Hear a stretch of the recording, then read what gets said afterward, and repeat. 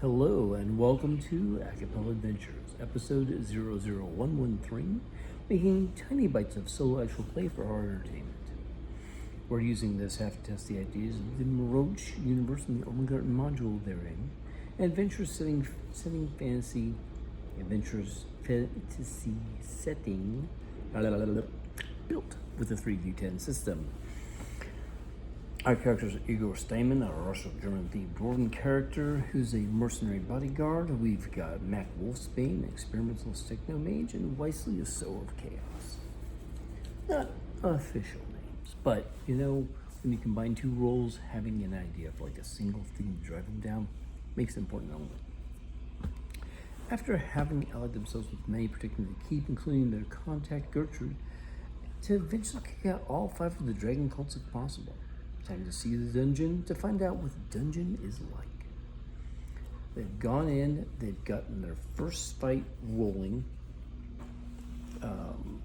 2 have run away. They've thrown all their extra spears at Igor. We're now at segment 615. So Scabkin, he's leaving. He's like going to bleed out if he doesn't get some help. He's not going to get help in the middle of a fight.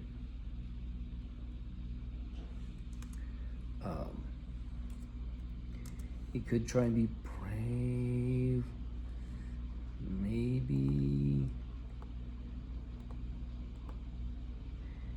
Yeah, he's gonna be brave. Screw it. Let's see, Scabkin 2. Who's gonna attack? Well, we'll do a DC. Boop. Let's see, Igor, he's gonna, I don't think he has much choice other than attacking Igor. Igor's gonna, Dwarven guy standing in the way at choke point because, well, they did good on tactics. It's a smart situation. Ooh, he's actually got a chance. Oh, he hit him. Yep, so he hits him, doesn't do extra damage, but he does do 1d10 more damage because of that spear.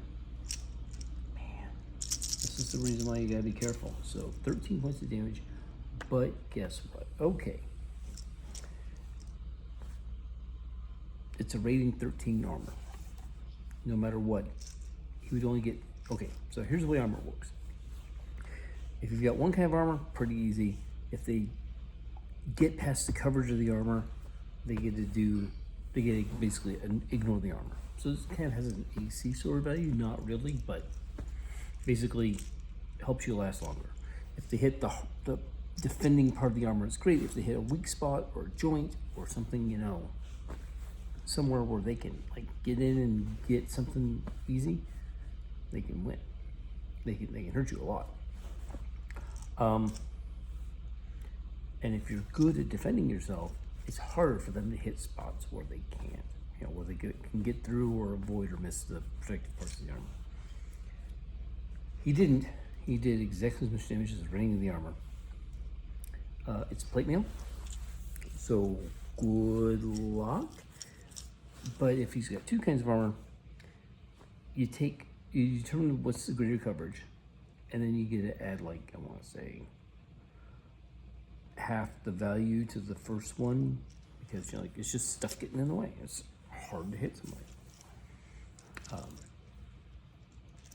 So it's not as effective. It's only half as effective.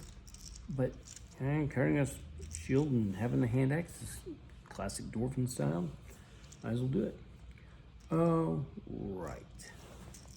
So that guy attacked. He is absolutely nutsoid. I'm going to have 2 things happen. He's going to move him down. He gets +7 to a shock because he's bleeding 7 points of blood, or additional trauma damage. Trying to fight sucks, and his next sequence is going to move him. So I'm going to do 2 things. He's not making a shock roll. He basically smacks at the dwarf and then kind of passes out, and he's now at 36. Yeah. Shock. Just from bleeding by the time 20 rolls around. So, forgot how easy it is to move stuff over in this thing as cutting and pasting. Way easier than that. Okay. Mac and Wyesley. Mac's having a hard time casting, so he's gonna try and like look for spirits. He's probably distracted by the fight. 9, 6, 2, 15, 16, 17 plus. What is Mac's spellcasting ability? Spirit control is 6. Oh, yeah, not bad. And his magic is, that's right, he's been pumping that up like a mad dog. Mystic powers 3. He is focused. All right, it's a +9. Let's see. Okay, he can finally see. You know what? The spirit was nervous. Don't know why. Didn't want to show himself to Mac at first. Let's add a detail.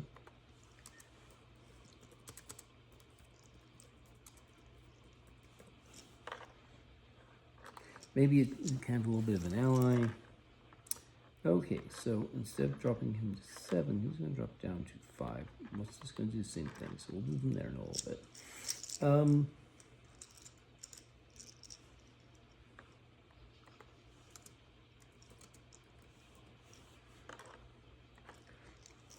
Okay, Wyesley.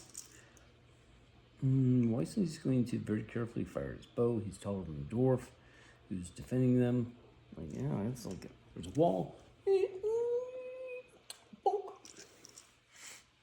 And who's he want to attack? Let's see. So he's going to attack Scat Kid number 5. 5? Yeah. Because he'll move down to 5 because he's only going up by 8. So boop. Hit him, or try to hit him. He might not succeed. Uh-oh, this could be bad. I rolled 2 ones, but does he have enough luck? He does not have enough luck. Ooh, better luck. Next time, Wyesley, maybe you should spend some points on that. Anyways, something's wrong with his bow. All right, it's only at half power. Wasn't taking care of it properly, something like that. I will note that.